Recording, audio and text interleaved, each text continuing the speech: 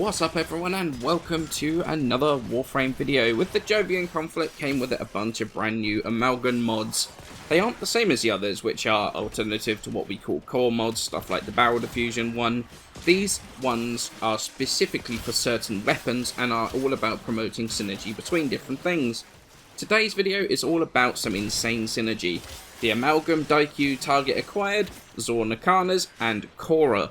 So let's start with the Daikyu and the mod. This mod increases the Daikyu's headshot multiplier, gives you the chance to pick up used arrows. Unfortunately, honestly, this doesn't really fix the problem with the Daikyu, which is that honestly it's still one of the worst bows by quite a long way. And let's be real, bows aren't really particularly well used to begin with. Snipers honestly do their single target job and just do it way better. And almost all the other bows do more damage per shot by quite a bit. This mod doesn't really save it at all.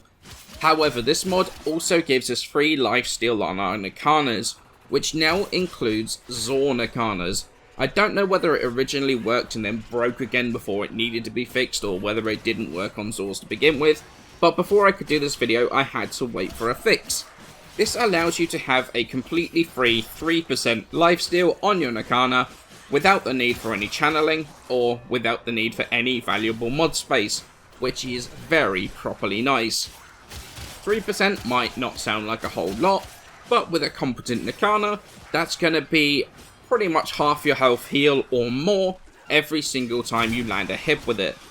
So we've looked a little bit about what the mod does. Let's go into the synergy, and it's a bit of a doozy. Khora, Nakano, Daikyu, Venari, and a Kavat all feeding into each other for an insane amount of round-robin healing. Let's start with the Khora build. We're not really focusing on anything specifically here in terms of abilities, except we're setting her up to be an insanely incredible tank. Max strength on here, which is going to boost the damage from Venari, and as such is going to boost the heal. You're going to see in a second that he's going to be running Hunter Recovery, which is going to heal you, so more damage translates into more healing. Can also mean that you get a much bigger amount of passive movement speed as well, which can make her extremely fast and maneuverable, which is really nice in mobile game modes.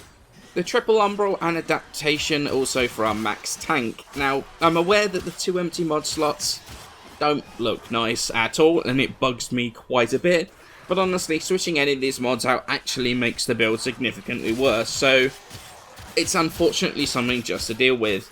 Arcane-wise, Double Guardian. No need for Grace here because we've got so much healing that the additional 1200 armor is going to be way more useful and make her way more tanky.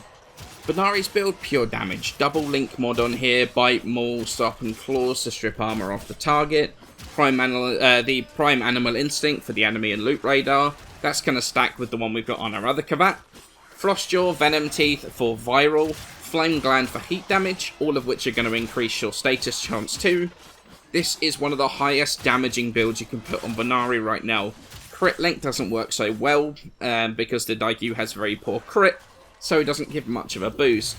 Plus you can also see on here, no pack leader, especially no prone pack leader on here. That's because, like Life Strike, the Amalgam Lifesteal will heal your pets as well as your frame. So there's actually no need for it to be on there. The other Kavat is our Smeeter, and it's pretty much a standard Smeeter build, not really built for damage here because the damage isn't great. It's more ready for the buff, you know, the RNG buffs and utility. Double tech mods for Undying and the buff to the charm. Fetched for sucking up loot, Sharpened for even more armor stripping. And I do actually have Hunter Recovery on here just because I didn't really know what else to put on the build that would actually have much of a benefit. The cats here mostly for the additional healing from the recovery and the buffs from Charm and the Animal Instinct, plus it fits the theme of the build perfectly. Final piece of the puzzle is the Nakana. We're using the Grip, which is a Korb, Vargeet 2 Ruhang Link, and the Setfarm Strike. Building this for as much damage as possible. 3 90% mods on here, very simple damage, no worrying about condition overload. Sacrificial Steel for feeding into Blood Rush, which is going to make this red crit almost instantly. Berserker for attack speed, and Amalgam Organ Shatter, because the charge attack on the Nakanas hits like a damn truck. It's 10 times damage on the charge attack, so buffing the charge attack speed is well worth the extra mod space that needs. Stance-wise, Decisive Judgment because the standard spam E combo, which is Final Verdict. Very, very nice, very simple, no weird movement, no locking animations. Makes it feel so much nicer to use. Also, because we've got no combo counter mod on here, we're going to be using Naramon's Power Spike node to make up for that. Now, sorry about the build bit taking so long. There's so many elements at work in this build to make it as strong and basically as unkillable as it is. The build on its own makes Khora ridiculously tanky. 2000 armor is pretty sweet. Combine that with adaptation and you are stupidly tanky on your own. But then combine everything else in, the 3% heal from your Nakana on every single strike. Then you've got the heal coming in from your Smeeta attacking. Then you've got the fact that you're healing both your Kavats with that same 3% heal from your Nakana, and you have some insane round-robin healing going on, which means that as long as you keep on killing, you're nigh on impossible to kill in anything the game can throw at you right now. But the thing is this can only get better with time and more investment. As I said about hating that lack of mod slots, a single Umbral Former can fix that, and with the additional space, I'd actually put in Rage and a partially ranked Handspring. I'm a big fan of using my 2 to group up enemies in now with Contagion, and Rage would give me the energy to do so way more often. The energy generation potential of this build is actually ridiculous, and since her 2 works on Demolist too, this actually works really nicely in long runs in that new game mode as well.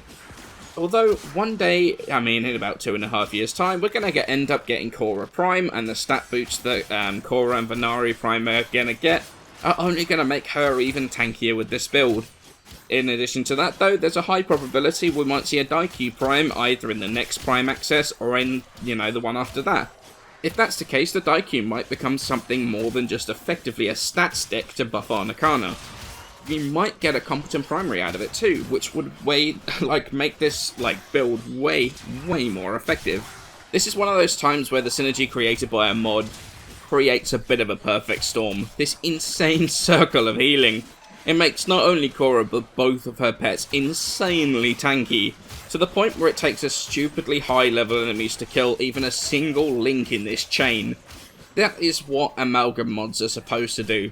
Shake things up, promote alternate ways of playing, and well, it's absolutely done that here. So I hope you enjoyed the video. Thank you all so much for watching. Hit that like button if you liked the video, sub for more Warframe content, and I shall catch you in the next one.